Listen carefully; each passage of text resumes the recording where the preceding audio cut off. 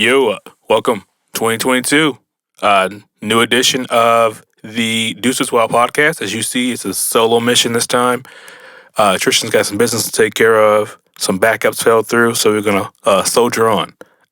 So you got me, Alex, here to just bring in the new year with some, recap of the holiday season, talking about some of the news that's going on, and then some interesting topics, or that Tristan and I were kind of chatting about offline. It seems like this is the year of the Omicron so far. It seems like everybody is, whether you're vaxxed, non-vaxxed, a hermit, out and about. The virus is getting everybody. Luckily, it seems like people aren't. It's not as fatal now. People are having much milder symptoms, but yeah, it seems like you're gonna get it one way or another. Because that includes, I think, the mayor of Chicago actually tested positive for COVID. They didn't say a variant, but people thought it was apropos because she's definitely been very draconian in some of her the things she wants to institute in terms of like forcing mandates on businesses to make sure people approve of their vaccination status and all that. And I understand it, but I don't know. It's shaping up to maybe be like a one-term run. I don't have a political sort of affiliation there, just more of an observation from the outside looking in. So yeah, holiday season was great for me though. Trish and I kind of talked about both the ladies in our lives, kind of make it special and kind of have melted our hearts in terms of being sort of indifferent to the season. It was pretty good. The boys had lots of awesome gifts, though honestly they played more with the boxes the gifts came in than the boxes themselves. We had the holiday dinner. It was nice. It was a really good time. So, yeah, I think it's one of those times where you'll stop and you reevaluate like what's going on in your life, and the holiday times can be a really good chance to do that because it forces you to slow down and sort of just take stock and inventory and just sort of enjoy the people you have in your life while they're there.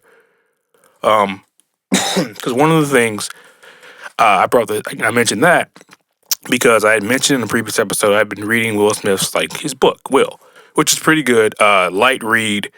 It definitely gives you insight to sort of like who he is as a person, his personal life. Why he's very methodical in the way that he does things due to his upbringing. But one of the things that he mentioned was that he mentioned like two books that really impacted him, and one of them was The Alchemist. And The Alchemist is a book, I had heard about like a decade ago. This came out like 25 years ago or something, where it's written by a Brazilian author, and it talks about essentially a journey of self-discovery. And as I'm reading the book myself now, I've gotten to the, the section where it talks about there's a camel driver in the desert. He goes to see a seer, and he's asking the seer to tell him the future. And the seer's like, well, why are you so focused on the future? And he makes a statement along the lines of, I'm a man, thus I need to know the future. And then men live their lives based on what the future dictates or what the future, entails. And paraphrasing. And that got me to thinking, is that one of the issues that men have more so than women? And not that women don't, but, as men, we do typically seem to be very focused on, what am I, like the things I'm doing now, how is that impacting like my future goal? And a lot of times, myself included, you don't sort of stop and smell the roses like where you are in your life. Like you don't appreciate, any success you have, you do have, the people around you. You don't really appreciate those things because you're always thinking about trying to get better and bigger and faster, stronger, all that jazz. So the holidays definitely kind of make you do that reset. And I think I'm going to, definitely try to make a conscious effort to just enjoy the journey is one of the things that I definitely am guilty of not doing. Because, I've mentioned this in the original episode before I got into the ad tech space. I was in technology consulting for like 6 or 7 years. And that, for those who don't know, essentially companies hire experts to come in and help them do something related to the technology, whether it's designing a new platform for them or building like their back-end systems to store data and things like that, or it can be like a myriad of things. There's always a focus in that environment of like better, faster, quicker. So you're often like not really satisfied with like whatever you're doing because you're always focused on like, all right, how does this impact the next goal we have that's like 6 to 18 months out. And I think that this naturally sort of bled into my personal life. So, you live, you get older, you learn. Just enjoy life. That's what I'm going to say. But some of the things that, I find interesting is that, in that desire to enjoy life, do people like not think about the decisions they're making, how they may impact them long term? On that same, kind of going the opposite side of the spectrum there. And I bring it up in the relation to this wild story, which is allegedly, let's be honest, Drake, the rapper. I mean, when we say Drake, people know who that is now. Apparently, there's a young woman who was saying, "Hey, we hooked up." She's like an IG model. I don't know her name.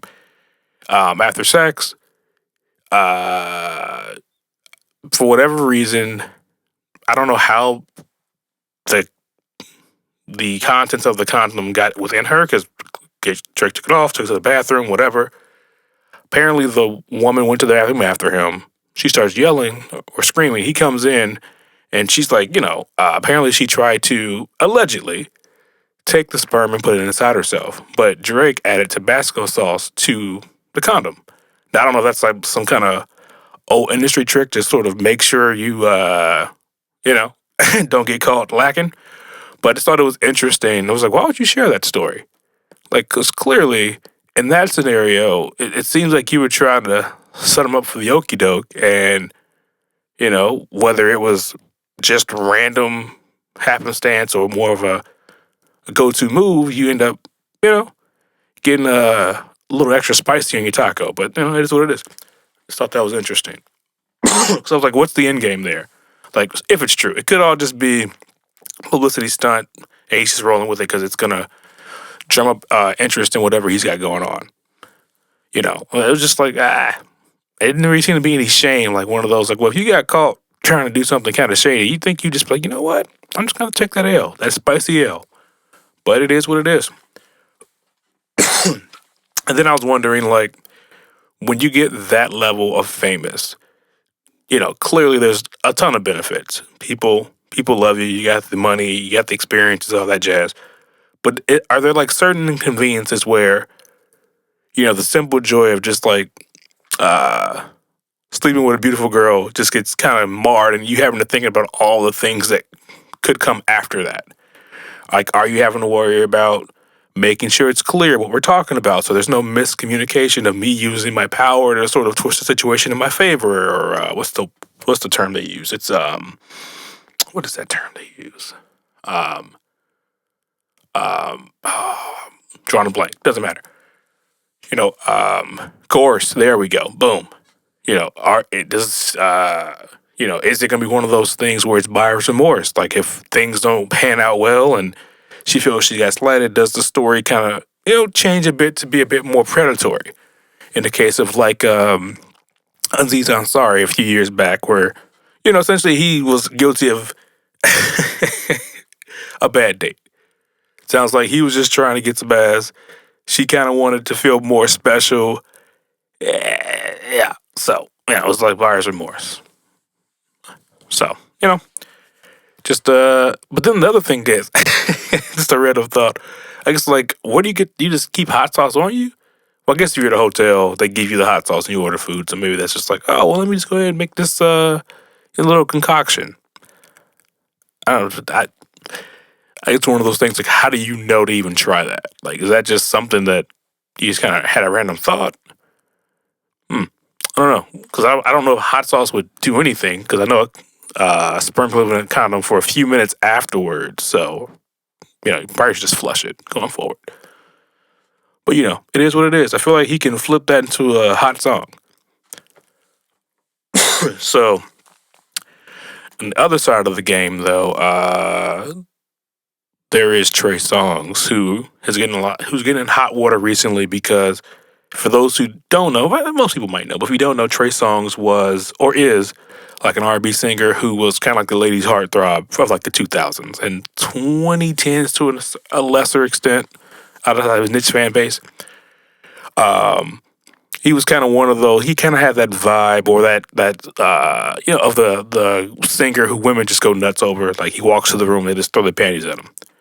But what's been happening a few times, including this latest accusation, women are saying like, no, this guy is like assaulting me, or in some cases, like, the young lady. I think it's Dylan Gomez. She used to be a hooper. Now she's like an artist, like a music artist. Just says flat out, they assaulted me, they raped me. And I was like, wow, that's a heavy accusation to make, because you're gonna have to prove it. But we do know, just to be fair, accusations don't equate to guilt. So I am going to keep an open mind. Just let it play out like I always do. And if he did what they said he did, well, he's just going to have to pay the price. But if he didn't, people need to acknowledge that and let him get back to doing what he's doing. But I was wondering, like, as I was reading the story, it's one of those things where when you are, a famous celebrity, especially if part of your brand is like being a sex symbol or being like a desirable figure, do you have this sort of sense of reality where like every person, whether you're into women or men, in his case, he's into ladies, you just think every person wants you and you can just kind of do whatever you want. And it's kind of like, what's me? I can do what I want. What are you going to do about it? Listen to my hit single. Or if it's one of those things where you may be running in circles where that's how it is. Like, you walk into a room and if you want to get down, people raising their hands, I'll do it. And you have to kind of switch your brain from like which environment you're in. But yeah, that's a pretty heavy accusation, especially now, we're still within the midst of like, believe women, it does seem a lot of times that when there are accusations brought forth, at least in the court of public opinion, people assumingly just jump to guilt, and then all that comes with that, because there are women who are, not women, people, I shouldn't just say women, to be fair, who are referencing some of the old things. A few years back, where the actress Keke Palmer had mentioned that it was like I think she ended up hiding in the closet at a party because they were trying to film her without her consent or something. And they were like, oh, see, she told you. And I'm like, well, I don't know if those two equate, but, anything that hints itself to proving said accusation or lack of character are used against you. So, Trey Songz, well, guess we'll see how that plays out. So we'll see there. And then one of the things, I don't know what's going on in the YouTube space. I don't know if this is like I've gotten to an age where I've forgotten that like the conversations kind of are cyclical, where, from the age of like, 18 to like late 20s, you're kind of having these certain conversations, then like life kind of moves on, you move on to like different set of topics. But I don't know like what's happening like in the content creator space or what I clicked on or whatever it is. But surprisingly, there seems to be, people who are a few years younger than me and Tristan, who we were like our mid-30s, are having these conversations, which I think are like, I thought we had and they were kind of done, of, like the issues that people have in relationships, in particular Black people. And it's kind of like the same conversations of colorism, people not wanting to commit, et cetera, et cetera. It's a little surprising that I thought usually younger people, and I could be wrong, are more progressive, but it seems like they're having the same conversations I remember hearing when I was, their age, or having at their ages, or even when I was a kid. It seems like, is there ever any end to like this cycle? In a sense of, for those who don't know, there is a podcast, I think it's called Fresh and Fit. There's these two young guys, probably in their mid-20s, late 20s, who are part of, like, I wouldn't say necessarily the red pill community, but they definitely brand themselves as, like, teaching young guys how to be men, which, is interesting, and get the girl and be the alpha and, all that bullshit. And they have been increasingly getting hot water because it's one of those platforms where you have the guys talking, they bring on, like, a myriad of women from different walks of life, and they kind of have conversations, and a lot of times it's talks about women being, gold diggers and wanting to expect like the world from the men, and pretty much all they bring to the table are their bodies and their like, their youth, and kind of putting them in their place, to an extent like the Kevin Samuels kind of space, and they've increasingly gotten hot water because as they tout themselves as being alphas or being like, these men, these true men, they pretty much are, coming at, they kind of fall into the tropes of, I don't want to date the black girl because the black girl, the Shanique, was going to do the head popping and the attitude, and she doesn't know how to be a lady, and like all that kind of stuff that, you hear throughout the years. As well as just kind of being simps where they'll talk about all the things that, real men do, but then there's the allegations that, some of their guests are saying, they pressured me to sleep with them, or they talk about like not going for a certain type of girl, and then the first time, like a girl who's non-black, essentially is the same kind of girl. One of the guys is like, this is different. It's like, well, no, all the attributes you've talked about sounds like this is her. She's just in a different package. So it's kind of like, grain of salt, people. Like content creation. Yeah, content creation. It's because you see it on video, you hear the audio, doesn't mean it's reality. And I know that can be kind of tricky because when you are like watching content, listening to content, you can feel you're building a rapport with the creator or the host or whoever it is. But just remember, it's a curated piece of work that they're seeing what they want you to see. But I brought that up because I guess there's a artist named Asia Doll. I'm gonna be honest, I don't know any of her music. It's just gonna be straight up there. I don't really get the name. I assume it alludes to the fact that she's pretty. I don't know if that's like problematic. I don't know, but whatever. Was on the show at a point in time. It may have been a few months back, and it got resurfaced because, like I mentioned, they were essentially, it kind of drummed up people going like, well, why are they like her and like one of the hosts kind of got into it. I think like her style of talking, or she was talking to like another guest, and for people who create podcasts, that.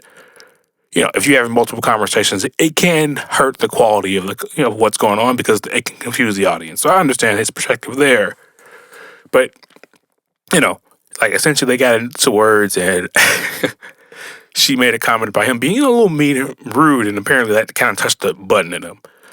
So ends up walking off the set, and the people were kind of like, "Oh, that's kind of wild." And I guess that resurfaced some old comments where I mentioned before where they were kind of going in on. I don't date black girls for X. And it's a thing, it's a topic because I believe one of the guys is Haitian, the other guy, I'm not sure his nationality, but he's definitely, seems to be of African descent in some sense. So it's one of those things where you have guys at the platform and it seems like they're openly sort of downing black women, which I think is corny, frankly, and I don't quite understand why it still happens. Especially if let's be frank, if you are going after a certain type of girl, I think that does come with its own set of like, its own understanding. So you can't say you're going for girls who, quote unquote, like scammers, like a certain type of lifestyle, regardless of their race, and then get mad if they have certain attributes that come with that. Like you can't have, you can't be naive to like what you're walking into, in my opinion. But it is what it is. But yeah, it's interesting, doing the solo effort because there's no like energy to feed off of, so it's more of like talking. You're kind of giving your commentary. You just kind of keep the show going. Yeah, one thing that I definitely think is going to be interesting as we continue to grow this this content is the direction that we're going to go into. Because, right now, we definitely try to, talk about some of the current events that are going on, talk about, life and all that jazz. But we definitely want to make sure that we're giving you guys, content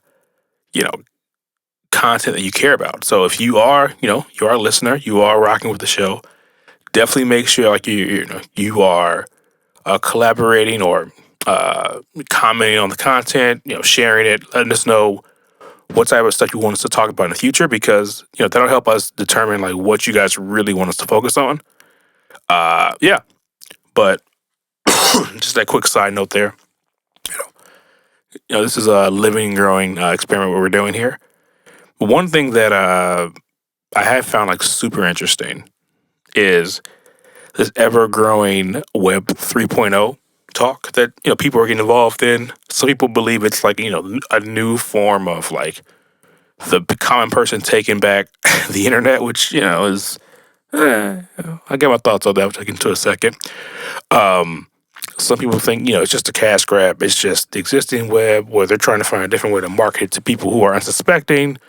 They pump up whatever product, service, crypto they're selling to you, and then they just pull do what's excuse me, known as a rug pull. Essentially, all the money comes in. People are excited. The people who created said product or service take the money and run. There's nothing you can do about it. It's interesting because it's one of those.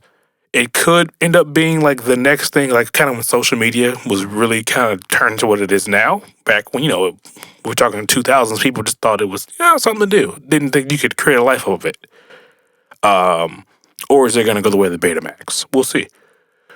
But I brought up that comment before because there is I think it's Ethereum Max. They are one of the latest stories where they hire celebrities. I think, they was hash names like Kim Kardashian, Floyd Mayweather, a few others I can't think of off the top of my head, were accused or are part of a lawsuit where they're alleging like, yeah, you guys kind of knew that this was junk, and you guys, advertising the false pretenses, and essentially these people made off $1 so we want our money back. And I think that's the tricky part when you start getting into this decentralized space of the web. Technology applications are interesting. Like we talked about before very briefly, there's companies trying to decentralize the internet, even though it's not in a space where it's going to replace, what you currently have today with your ISPs. It will, they're starting off with like sensors that, lo-fi networks, a lot of different Internet of Things applications and devices get connected, which is interesting stuff because it can grow and definitely can grow into something that could be an alternative. You've got companies trying to create decentralized sort of media networks. I think one of them is called I'm drawing a blank. I want to say Rug Radio, Radio Rug. I mean, given the whole rug analogy, it may not be the greatest thing, but there's definitely really cool applications of the technology that are being developed. But you want to be careful, in my opinion, when you start hearing celebrities who definitely have no background in what's going on, no track record in the space, starting to push things. Because the layperson, if you don't believe that it's, if you don't believe in what it is, whether it's you really like the artwork people are creating, so you're getting NFTs because you like the artwork, you just kind of want to be part of that space. Or if you don't believe in technology that's behind it, it's powering it, you're getting into it because you want to make money. And, this is kind of like penny stocks or Forex trading or different things that, people are always touting, they can make you rich overnight. Just be careful. Don't lose your shirt. Because, you've seen some horror stories. But, yeah. So I think it's some interesting stuff going on out there. I do think it's an opportunity for people to... let me take it back. I think it is cool that artists are finding ways to get paid for their work. It's pretty interesting that, outside of a few different avenues, most artists, don't make a ton of money. They just kind of do whatever it is they do for the love of it. And I do like the fact that this is allowing them to find a way to make, really good livings, potentially, and to, share their work in, a new variety of ways. I've seen some pretty cool things from artists, who are using sort of this whole digital space to create some work that you probably couldn't have done in traditional mediums. I think that's cool. But yeah, I wouldn't look at this as a get rich quick scheme for the average person. The best you could probably do is if you want to play that route, stick with the tried and true projects like your, the ones that seem established, have a track record, that have, skin in the game, or essentially be rolling the dice trying to see if you can mine or buy into one that's, this time I'm talking about cryptos that are very cheap. Like we're talking like fractions upon fractions of a penny, and then hoping that, it takes off. But again, that's gambling. So people probably won't do it, but I'd recommend if you're going to get into it, you should be reading the white papers, following the Discord community to see how active it is. One person, what is that guy's name?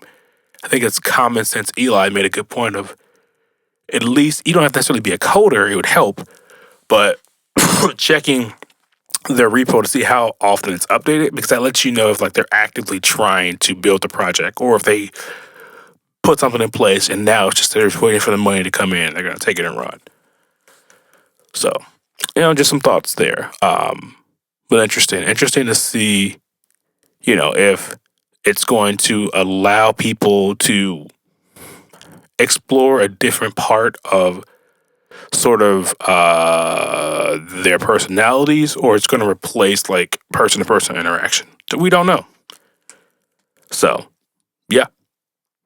But yeah, that's all I got yet. That's all I got. So, I'll probably edit that part out, but yeah, this has been a solo edition of Deuces Wild. Thanks for tuning in. Tristan and the gang will be back in full effect, coming soon.